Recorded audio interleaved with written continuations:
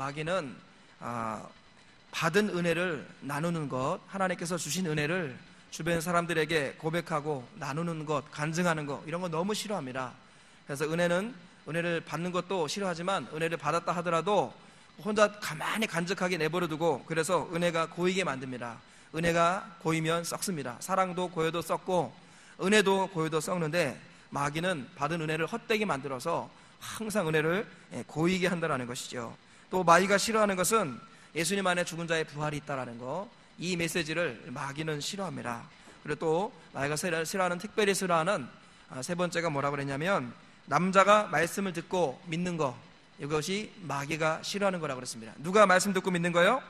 남자가 말씀 듣고 믿는 거, 이거는 마귀가 굉장히 싫어합니다. 그래서 일반적으로 이 땅을 살아가다 보면 여자보다는 남자가 훨씬 더 많은 유혹을 받습니다. 예배 시간에도 여자가 많을까요? 남자가 많을까요? 남자가 많습니다. 유혹이 많은 세상에 남자들이 더 많이 활개치고 돌아다니고, 예배 시간에도 여성들보다는 남성들이 더 많이 눈을 감고 계십니다. 하여간 뭐든지 하나님 말씀이 마음밭에, 옥토밭에 떨어지지 못하도록 원수 마귀는 항상 우리 남성들을 유혹하여서, 남성이 변화가 안 되면 집안이 변화가 안 되거든요. 집안이 변화되는 길은 남성인데 남자를 변화시키는 것은 여자입니다. 그래서 하나님께서 여성들을 통해서 남성들을 변화시켜 가신다는 것 우리가 기억해야겠습니다. 오늘 이 시간에 우리 남성들께서 하나님 말씀이 가슴에, 마음밭에 새겨질 수 있도록 가난하고 겸손한 마음으로 하나님 말씀을 경청해 주시길 주님의 이름으로 축원합니다. 네, 오늘 본문 말씀은 베드로가 성령이 충만해서 설교하는 장면입니다. 오순절 성령의 충만함을 사람들이 받았습니다. 그때 16개국 이상의 사람들이 모여들었었거든요, 전 세계에서. 그런데 자기가 난 곳 방언으로 기도하는 소리를 들었습니다. 본래 지금 기도하는 120명의 제자들을 보면은 전부 다 갈릴리, 대부분은 다 갈릴리 출신의 어부들이고 배움이 없고 학식이 없고 외국에 나가보지 못했던 사람들인데, 그들이 성령 충만함을 받고 기도를 하는데 자기 나라 말로, 외국 말로 막 들리는 것입니다. 그랬을 때 사람들이 몰려들어서 도대체 이것이 어떤 일인가, 이 사람들이 술 취했나 하면서 사람들이 몰려들었을 때, 그때 예수님의 제자 중에 한 명 베드로가 이 사람들에게 설교합니다. 설교의 내용이 무엇이냐? 오늘 읽었던 본문 내용이 핵심 내용입니다. 너희가 죽인 예수님을 하나님이 주와 그리스도가 되게 하셨느니라. 이렇게 설교했을 때 사람들이 마음이 찔렸습니다. 많은 사람들이 마음에 찔려서 우리가 어찌할꼬 하고 물어보았을 때, 베드로가 너희가 각각 예수 그리스도 이름으로 세례를 받고 죄의 사함을 받으라, 그리하면 성령을 선물로 받으리라 라고 말씀하시는 것이 오늘 본문의 내용입니다. 여러분 다 이해가 되시면 아멘 하시기 바랍니다. 이 말씀에서 너희가 십자가에 못 박은 예수님이라는 베드로의 외침을 우리가 들을 수 있습니다. 그죠? 이것이 36절에 나와 있습니다. 36절 말씀 보니까, 그런즉 이스라엘 온 집은 확실히 알지니 너희가 십자가에 못 박은 이 예수를 하나님이 주와 그리스도가 되게 하셨느니라 그랬습니다. 오늘 설교 제목이 너희가 십자가에 못 박은 예수님입니다. 이 말은 무슨 말입니까? 십자가에 못 박은 사람이 그 당시 많은 백성들, 이 모든 백성들이 예수님을 십자가에 못 박았다는 것입니다. 지금 베드로가 사람들이 몰려들었을 때 당신들이 죽인 예수님을 하나님이 살리셨습니다 하고 이렇게 외치더라라는 것입니다. 그래서 사람들의 마음이 찔렸습니다. 왜 찔렸을까요?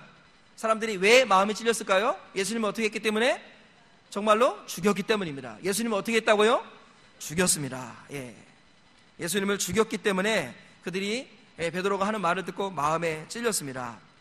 근데 이것은 사실 베드로가 그들의 죄를 정죄하는 것이 아니죠.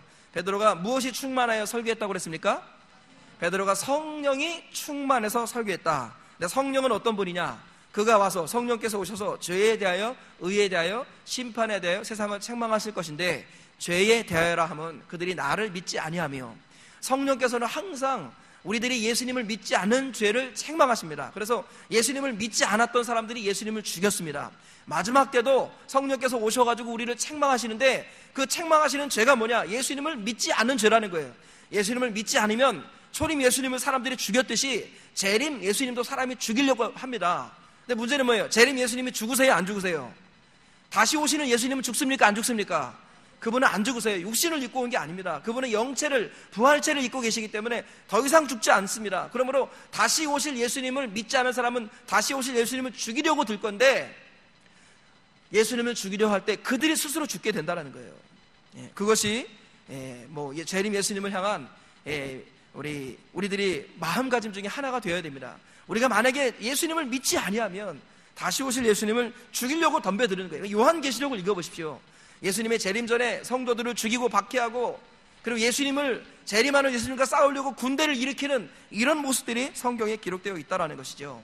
성령께서 충만하면 우리의 죄를 책망하시는데, 그 책망하시는 죄가 뭐냐? 예수님을 믿지 않는 죄라는 것입니다. 근데 사도 베드로도 지금 성령이 충만해서 너희들이 예수님을 믿지 아니하여서, 너희들이 예수님이 하나님의 아들 그리스도라는 것을 믿지 아니하여서 그 예수를 십자가에 못 박혀 죽였다라고 지금 선언을 하고 있는 것입니다. 이것은 정죄나 심판이 아니라 이것은 성령의 책망입니다. 누구의 책망이라고요? 성령의 책망입니다. 성령은 이 땅에 오셔가지고 우리를 심판하시는 분이 아니라는 거예요. 우리가 회개할 수 있도록 우리를 책망하셔서 우리의 죄를 드러내시고, 우리의 죄가 아무도 부인할 수 없이 우리의 죄를 폭로하시고 우리의 죄를 드러내셔서 그 죄 숨기고 있으면 지옥 가니까 성령께서는 우리의 죄를 드러내시는 겁니다. 그래서 베드로를 통하여 성령 충만하게 베드로를 지배하셔서 베드로의 입술을 통하여서 너희가 죽인 예수님을 하나님이 살리셨다라고 베드로가 지금 설교하게끔 하신 것입니다. 이것은 성령의 역사라는 것이죠.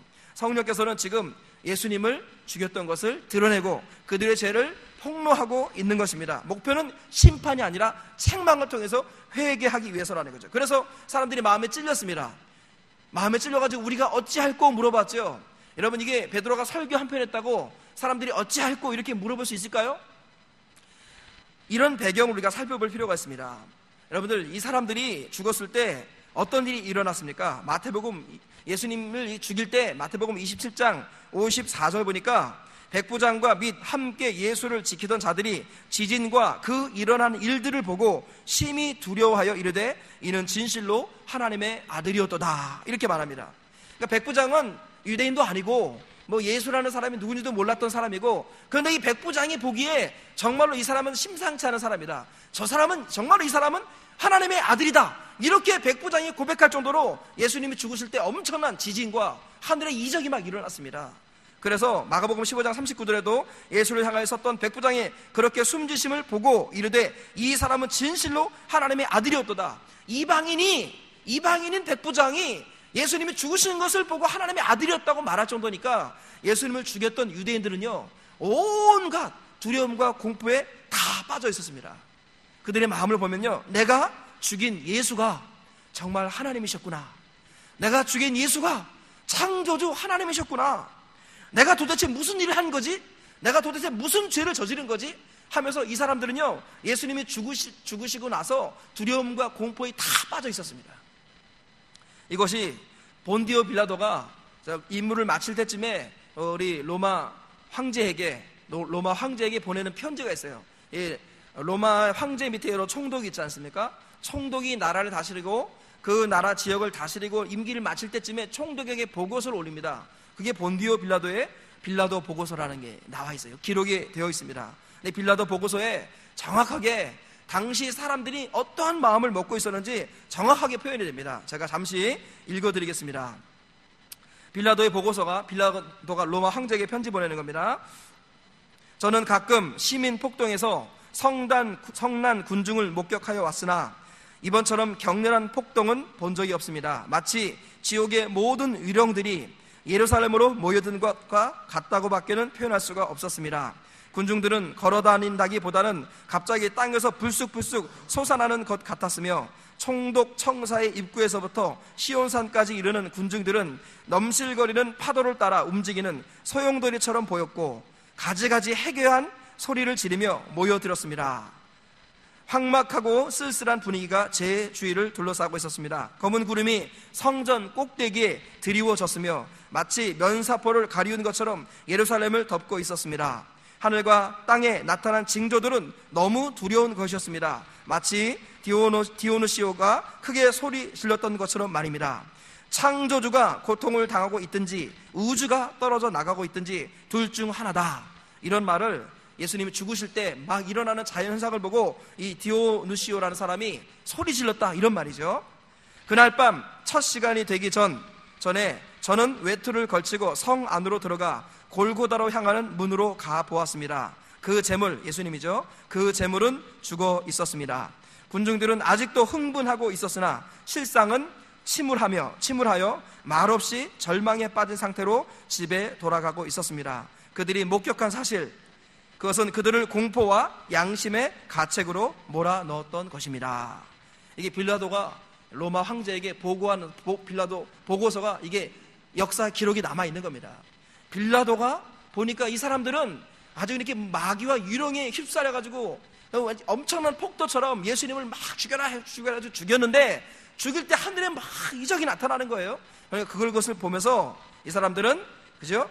아직도 흥분하고 있었으나 실상은 침울하며 말없이 절망에 빠진 상태로 집에 돌아가고 있었습니다. 그들이 목격한 사실은 그들을 공포와 양심의 가책으로 몰아놨다.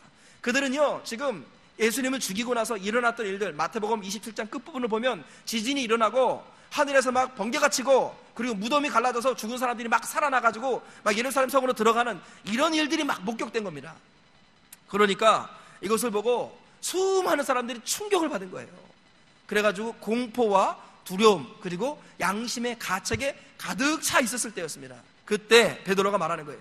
여러분들이 죽인 예수님을 하나님이 살리셨습니다 하고 베드로가 설교하는 겁니다. 이 환경 배경을 이해하시면 아멘 하시기 바랍니다. 그러니까 그들은 양심의 가책에 가득 채워져 있을 때 베드로가 그거를 탁 터뜨린 거예요. 더 이상 숨기지 말고 더 이상 양심의 가책과 공포와 두려움에 괴로워하지 마시고 여러분들이 예수님을 죽였다라는 것을 인정하십시오. 여러분들이 예수님을 죽였습니다. 그렇지만 하나님이 그를 살리셨습니다 하고 베드로가 외치고 우리가 이 모든 일의 증인입니다 라고 선언을 하죠. 그랬더니 사람들이 마음에 찔려가지고 우리가 어찌할꼬 하고 물었을 때 예수 그리스도의 이름으로 세례를 받고 성령을 받으라. 그리하면 죄사함을 받으라. 그리하면 성령을 선물로 받고 유쾌하게 되는 날이 이럴 것이다. 그 공포와 두려움과 양심의 가책에서 벗어나서 영원히 유쾌하게 될 날이 올 것이다 라고 베드로가 설교하고 있다는 것입니다. 여러분, 여기서 제가 오늘 말씀드리고 싶은 것은 한 가지입니다. 너희가 죽인 예수를 하나님이 어떻게 했다고요? 다시 살리셨습니다. 중요한 것은 너희가 죽였다라는 거예요. 누가 죽였다고요? 너희가 죽였습니다. 이 너희라는 단어 속에는 저와 우리 모두를 포함한 말이에요. 지금 성령께서 베드로의 입을 통해 말씀하시는 거예요. 너희가 예수를 죽였다. 그러나 내가 다시 살렸다라고 하나님께서 성령을 통해 우리에게 지금 말씀하시는 겁니다. 여러분, 예수님의 십자가를 경험하고 싶다면 먼저 무엇을 경험해야 됩니까? 예수님의 십자가가 나 때문이라는 것입니다. 내가 예수님을 죽였다라는 이 사실을 먼저 고백할 때 예수님의 십자가가 나에게 다가오는 것입니다. 예수님의 부활이 내 몸으로 다가오는 비결이 무엇이냐? 내가 예수님을 죽였다라는 거예요. 내가 예수님을 죽인 거예요. 이것은 정확하게 예수님께서 레위기서 1장 1절부터 9절 말씀 보면은 번제를 드리는 순서가 나와 있습니다. 예수님이 이 땅에 오실 때 번제물로 오셨습니다. 보라, 세상 죄를 지고 가는 하나님의 어린 양이라. 예수님은 하나님과 우리를 화목시키기 위해서 번제물로 제물로 오셨습니다. 화목제물 되시고 번제물 되셔서 예수님이 자기 몸을 죽이셨습니다. 그래서 예수님께서 자기 자신을 제물로 드리신 이 사건은 레위기 사건에서 정확하게 예표가 되고 있습니다. 그래서 이 시간에 레위기에서 이제 우리 송아지를 어떻게 잡아서 번제를 드리는가, 레위기 말씀을 통해서 제가 잠깐 설명을 드리도록 하겠습니다. 레위기서 말씀 1장 1절에서 9절 조금 긴데 우리 방송에서 한번 띄워주시기 바랍니다. 레위기 1장 1절에서 9절에 이런 말씀이 있습니다. 여호와께서 회막에서 모세를 부르시고 그에게 말씀하여 이르시되 이스라엘 자손에게 말하여 이르라. 너희 중에 누구든지 여호와께 예물을 드리려거든 가축 중에서 소나 양으로 예물을 드릴지니라. 그 예물이 소의 번제이면 흠없는 수컷으로 회막 문에서 여호와 앞에 기쁘게 받으시도록 드릴지니라. 그는 번제물의 머리에 안수할지니 그를 위하여 기쁘게 받으심이 되어 그를 위하여 속죄가 될 것이라. 그는 여호와 앞에서 그 수송아지를 잡을 것이요 아론의 자손 제사장들은 그 피를 가져다가 회막문 앞 제단의 사방에 뿌릴 것이며 그는 또 그 번제물의 가죽을 벗기고 각을 뜰 것이요 제사장 아론의 자손들은 제단 불 위에 불을 붙이고 그 불 위에 나무를 벌려놓고 아론의 자손 제사장들은 그 뜬 각과 머리와 기름을 제단 위에 불 위에 있는 나무에 버려 놓을 것이며 그 내장과 정강이를 물로 씻을 것이요 제사장은 그 전부를 제단 위에서 불살라 번제를 드릴지니 이는 화제라 여호와께 향기로운 냄새니라.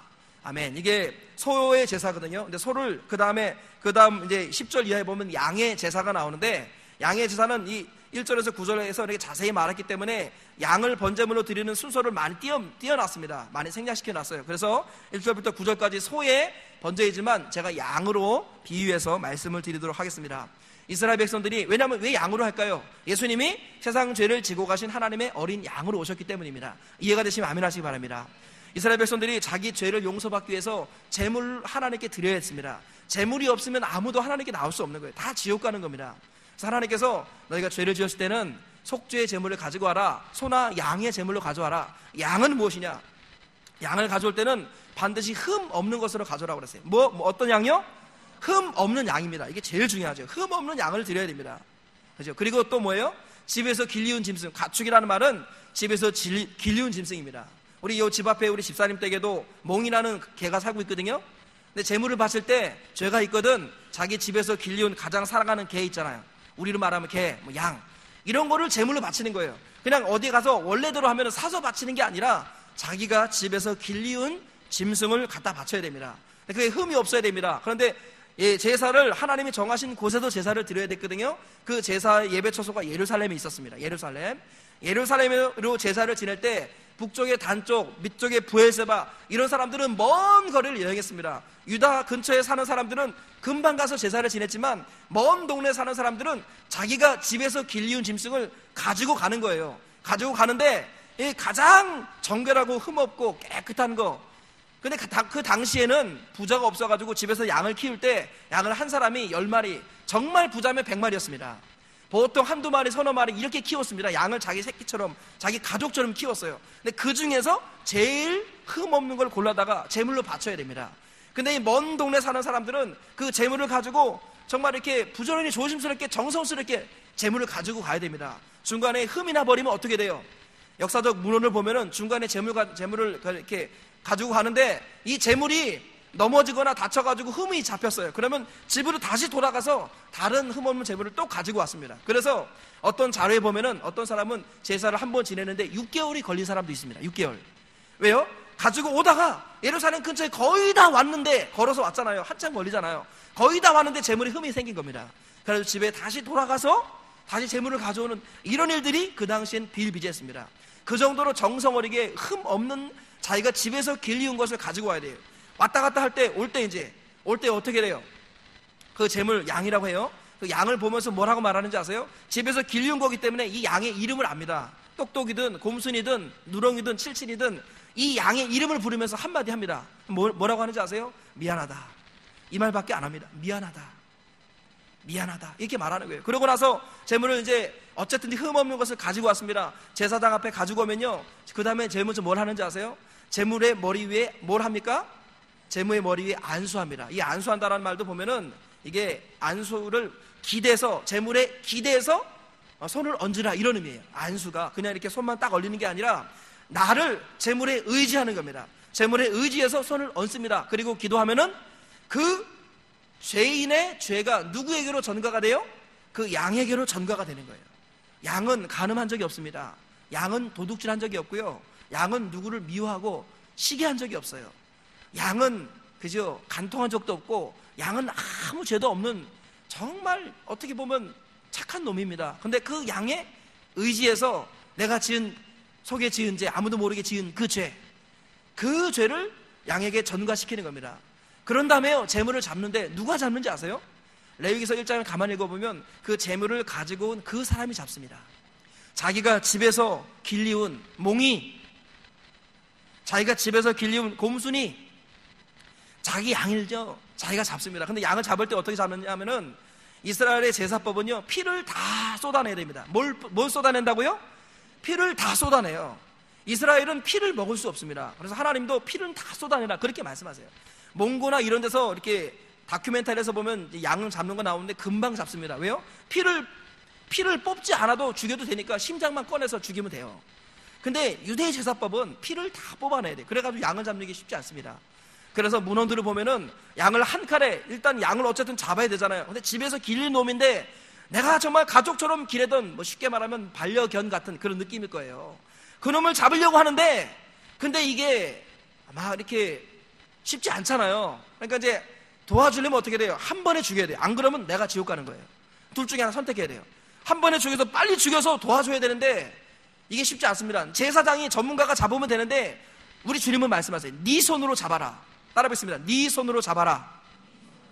그래가지고 가지고 온 사람이 재물을 샀는데 미간을 있죠. 눈 사이 미간을 한 칼에 팍 찌르면은 이게 즉사합니다. 한 칼에 팍 찌르면. 그래가지고 칼을 미간을 잡을 때는 칼을 이렇게 잡는 게 아니라 이렇게 잡습니다. 이렇게 잡고서요. 양을 얼굴을 딱 보고서 정확하게 미간을 탁 찔러야 돼요. 그런데 이 양이나 짐승들은 자기가 죽을 때가 되면 그것을 알아요, 몰라요? 다 알잖아요. 그러니까 양이 발버둥 치는 겁니다. 그리고 이 사람도 자기가 길렀던 몽이 자기 집에 가족처럼 지내던 놈이니까 죽이려고 하니까 손이 떨리는 겁니다. 그래서 칼을 탁 쳤는데 양도 움직이고 자기도 떨리고 가지고 미간을 찔러야 되는데 눈을 찌르는 겁니다. 가지고 이 역사적인 자료를 보면요, 한 칼에 미간을 찔러서 죽인 사람이 아무도 없습니다. 거의 아무도 없어요. 그래가지고 한 번은 눈 찔려가지고 눈이 튀어져 나오고 입을 찌르고 얼굴을 난도질합니다. 그래도 양이 안 죽는 거예요. 그래가지고 다른 사람들은 목을 칼로 찔러가지고 동맥에 피를 뽑아내서 죽이게 합니다. 그런 사람이 있어요. 그런데 양의 동맥이 어디 있는지 혹시 아세요? 여러분, 전문 제사장이 아니라, 전문 도살꾼이 아니라 자기가 집에서 기르는 거 자기가 잡는 거예요, 지금. 그런데 어떻게 해요? 동맥을, 피를 뽑아야 되는데 목을 찔러야 됩니다. 그런데 목을 이렇게 찌르는데 피가 안 나와요. 조금밖에. 그 동맥을 안 건드린 거예요. 그러니까 동맥을 찾으려고 한 번 찌르는 게 아니라 계속 반복해서 찔러야 됩니다. 그러니까 동맥을 찾아요. 그럼 피가 터져 나옵니다. 그러면은 양이 피가 터져 나올 때까지 가만히 붙들고 있으면 양이 얼마이나 죽냐면 30분에서 1시간 걸립니다. 죽는데. 그래서 어떻게 하는지 아세요? 좀 도와주려고 양의 그 동맥을 잡고 피를 뽑아내야 됩니다. 그래가지고 제일 빨리 죽인 사람, 경험 이렇게 연구한 사람 이렇게 보니까 제일 빨리 죽은 게 23분입니다. 23분. 여러 번 죽여가지고 경험해보니까 23분 만에 죽이더라는 거예요. 그리고 처음 죽이는 사람은요, 어마어마하게 시간이 많이 걸려요. 그래가지고 어떤 사람은요, 목을 친답시고 도끼를 가져와서 목을 친 적이 있어요. 이거를 그대로 제사법을 행했던 사람이 있죠. 제주도 열방대학교에 이승우인가요? 하는 어느 목사님이 이것을 그대로 실천해 본 적이 있어요. 가지고 이렇게 본인이 여러 번 잡아봤지만 다른 사람, 자원할 사람, 양 잡아볼 사람 해가지고 어떤 사람 자원을 받았는데 이 사람이 보니까 태권도 5단입니다. 힘이 장사입니다. 이 사람이 양을 잡다 못 잡아가지고 양을 목으로 도끼로 치는 거예요. 치는데 한번 세게 탁 치면 이게 잘라질 줄 알았는데 안 잘라진 겁니다.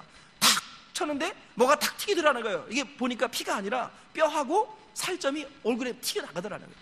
이 사람이 계속 치는데 안 떨어지는 거예요. 근데 놀라운 사실은 이 양이 목이 절반좀 떨어져가지고 덜렁덜렁 거리는데 이 양이 일어났습니다. 일어나가지고 왔다 갔다 하는 바람에 옆에 있던 사람이 기절해버리는 이런 일들이 있었습니다. 이 실제로 있었던 일이죠. 그래서 양을 잡을 때 이렇게 힘듭니다. 양 한 마리 잡을 때. 근데 이게 황소라고 할 경우에는 더 힘들겠죠. 그렇게 해서 양을 잡습니다. 그럼 그게 끝이냐? 성경을 다시 보시면 알겠지만 양을 그렇게 해서 잡습니다. 그때 절대 낭만이 없습니다. 양을 잡아드리는 제사에는 피가 튀기고 뼈가 튀기고 그 고통소리밖에 없어요. 신음소리밖에 없습니다. 나 때문에 내가 집에서 기른 이놈이 이렇게 죽는구나. 처절하게 자기 손으로 죽여야 되는 거예요. 그리고 어떻게 해요? 이 가죽을 벗겨야 됩니다. 양의 가죽을 다 벗겨야 되는데 이거 전문가가 해도 한참 걸리는데 초보자는 가죽 벗기는데 한참 걸려요. 성경을 가만히 읽어보세요. 그 잡은 사람이 양의 가죽을 벗겨버립니다. 가죽을 벗기는데 머리까지 벗겨버려요. 머리 가죽까지. 그러고 나서요, 각을 뜹니다. 각을 뜬다란 말을 원어를 보면은요, 마디와 마디를 분리시키다 이런 말이에요. 마디를 다 잘라냅니다. 잘라내가지고 목도 자르고 마디 다 잘라내고 내장 다 꺼내가지고 물로 씻어도 물로 씻고 그래가지고 이걸 번제단 위에 올려놓으면 그때 제사장의 불을 확 태웁니다. 그럼 하나님께서 그 제사를 흠향하셨더라. 그 제사를 받으시고 그의 죄를 용서해 주신 겁니다. 하나님이 엽기적인 하나님이십니까? 하나님이 양을 잔인하게 죽여가지고 내장 다 뽑아내고 팔다리 다 잘라내고 가죽 벗겨낸 그 양을 보시고 하나님이 기뻐가지고 흠향하셨던 그런 엽기적인 하나님이실까요? 그렇지 않다라는 거예요. 하나님이 그 양을 보면서 왜 기뻐하시며 왜 하나님이 그 양의 제물을 흠향하십니까? 우리의 죄가 그렇게 해서 없어지기 때문입니다. 우리의 죄가 그 양이 죽은 게 아니라 하나님은 양이 죽은 게 아니라 우리의 죄가 죽은 거라고 하나님이 여기시는 겁니다. 그래서 네 죄가 드디어 죽었다. 그래서 하나님이 기뻐하시는 겁니다. 이해가 되시면 아멘 하시기 바랍니다. 우리 예수님은 이와 같은 도살장의 양 같은 세상 죄를 지고 가는 하나님의 어린 양으로 오셨습니다. 그 예수님이 누구의 죄 때문에 십자가에 못 박혀 죽으셨습니까? 여러분, 그들을 죽인 그들의 죄 때문에 십자가에 못 박혀 죽으셨습니까? 아니면 납니까? 누굽니까? 나의 죄 때문이에요. 내 죄 때문에 양이 죽어야 했습니다. 그래서 양을 죽인 것은 내가 아니라, 제사장이 아니라 내가 죽인 거예요. 내가 직접 내가 죽이고, 그때 그 순간에 예수님의 손에 못을 박았던 그 로마 병정의 손은 나의 손이라는 것입니다. 그래서 베드로가 외치는 거예요. 너희가 죽인 예수를 하나님이 살리셨다. 여러분, 십자가를 기억할 때 예수님의 십자가는 내가 범인이라는 거예요. 내가 죽였다라는 것을 인정해야지 내 죄가 양에게 전가되는 것입니다. 그런데 한 가지 놀라운 사실이 뭐냐, 재물을 가지고 올 때 흠 없는 재물을 가져오라고 그랬죠. 기억나시면 아멘 하시기 바랍니다. 왜 흠 없는 재물을 가져오라 하셨을까요? 하나님이 뭐 좋은 것만 받으시나요? 여러분, 이런 피의 제사, 죄와 관련된 제사 빼놓고는 하나님이 앞다리 없는 것도 받으신다고 성경에 기록되어 있습니다. 그런데 이 피와 관련된 제사, 우리의 죄와 관련된 제사만큼 하나님은 항상 흠 없는 것을 가져오라고 하셨어요. 왜 그런지 아세요? 그 양이 죽을 때 내 죄가 양에게 전가되지만 양의 흠 없음이 나에게 전가가 되는 겁니다. 이 전가라는 것은 쌍방향이라는 거예요. 내 죄만 양에게 가는 게 아니라 양의 의로움이 나에게 오는 것입니다. 그래서 세상 죄를 지고 가신 하나님의 어린 양 예수님을 내가 죽였다라고 고백하고 내 손으로 예수님을 찔러 죽였다라고 고백한 그 사람에게 예수님의 의가 전가가 되는 것입니다. 그래서 너희가 죽인 예수를 하나님이 살리셨다는 거예요. 본래는 정확하게 말해보세요. 너희가 죽였습니까? 로마 병정이 죽였지요. 근데 베드로는 말하는 거예요. 여러분들이 죽였지 않느냐. 그것은 그 당시 그 백성들에게만 말하는 게 아니라 지금 우리 모두에게 지금 성령께서 외치시는 거예요. 여러분들이 죽인 그 예수님을 하나님이 살리셨습니다. 이것은 저주가 아니라는 거예요. 그 예수 그리스도의 흠없는 어린 양의 그 의로우심을 우리에게 전가시켜주기 위해서 하나님께서 우리의 죄를 드러내시는 겁니다. 우리가 그 죄를 고백하고 맞습니다, 내가 예수님을 죽였습니다 라고 고백하면 나를 불쌍히 여겨주시옵소서 선언할 때, 고백할 때 양의 의로움, 세상 죄를 지고 가셨던 하나님의 어린 양 대신 이 예수님의 그 의, 하나님의 의가 우리에게 전가가 되는 겁니다. 그래서 우리가 구원받는 것은 내가 잘나서가 아니라는 거예요. 내가 잘나서, 내가 기도 많이 해서, 내가 전도 많이 해서, 내가 헌금 많이 해서, 내가 건축을 열심히 해서, 내가 교회 봉사 많이 해서 그래서 구원받는 게 아니라 100% 하나님의 어린 양의 의로움이 나에게 전가가 돼서 내가 구원을 받는 겁니다. 그래서 우리가 행한 바 의로운 행위로 구원받는 것이 아니라 오직 어린 양의 피로써, 보배로운 피로써 우리가 구원을 받는 것입니다. 그러므로 하나님 앞에 구원을 자랑할 사람이 아무도 없습니다. 베드로가 지금 이 얘기를 하고 있는 것입니다. 너희가 죽인 예수를 하나님이 살리셨느니라. 이것은 복음 중에 복음입니다. 우리는 예수님을 죽였습니다. 하나님 그를 살리셨고, 누굴 위해서 살리셨느냐? 로마서 14장 9절 보니까 예수께서 죽은 자 가운데 부활하신 이유는 죽은 자와 산 자의 주인이 되려 하심이라. 그렇게 말씀하시는 거예요. 우리에게 주인이 되어주시고 우리를 살려주시려고 우리 손에 죽으시고 다시 살아나신 분, 그분이 예수님이라는 것입니다. 저와 우리 모두가 죄가 얼마나 무서운 것인지를 하나님 앞에 깨달으셔야 됩니다. 이렇게 양이 비참하게 죽듯이 회개하지 않으면 우리 지옥 형벌을 이렇게 비참하게 받습니다. 그러나 우리 지옥 가지 않게 하시려고 우리 주님께서 우리 죄를 대신해서, 나의 죄를 대신해서 잔인하게 죽으셨습니다. 그러나 그분은 그것이 끝이 아니라 다시 살아나셨습니다. 그래서 부활의 첫 열매가 되셨고, 그를 바라는 사람에게 두 번째로 나타나실 분, 그분은 바로 우리의 죄를 지고 가신 하나님의 어린 양 되신 예수님이신 것입니다. 저와 우리 모두가 내가 예수님을 죽였다라는 것, 이것을 고백한 사람에게 예수님의 의가 전가된다라는 단순하지만 가장 중요한 사실을 잊지 마시고, 예수님의 십자가를 생각할 때 막연하게 로마 병정의 십자가, 이스라엘 백성들의 십자가가 아니라 나의 십자가라는 것입니다. 내가 죽였다라는 것을 하나님 앞에 겸손히 인정하시고, 그래야 해서 나의 죄가 예수님에게 전가될 뿐만 아니라 예수님의 의로우심이 나에게 전가되는 은혜와 복을 누리셔서 다 같이 천국 가시는 우리 모두가 되시길 주님의 이름으로 축원합니다. 다 같이 이 시간에 기도하겠습니다. 이 시간에 정말 내가 예수님을 죽였습니다, 이 성령의 외침을 여러분 하나님의 음성으로 들으시기 바랍니다. 여러분, 양을 죽일 때 모습을 기억하시며, 그 양을 집에서 길려온 양을 주인이, 그 사람이 직접 잡습니다. 이것을 기억하시고, 내가 양을 죽였습니다, 내가 예수님을 죽였습니다, 이것을 고백하셔서 예수님의 의로움이 나에게 전가되는 은혜를 달라고 우리 다 같이 기도하시겠습니다.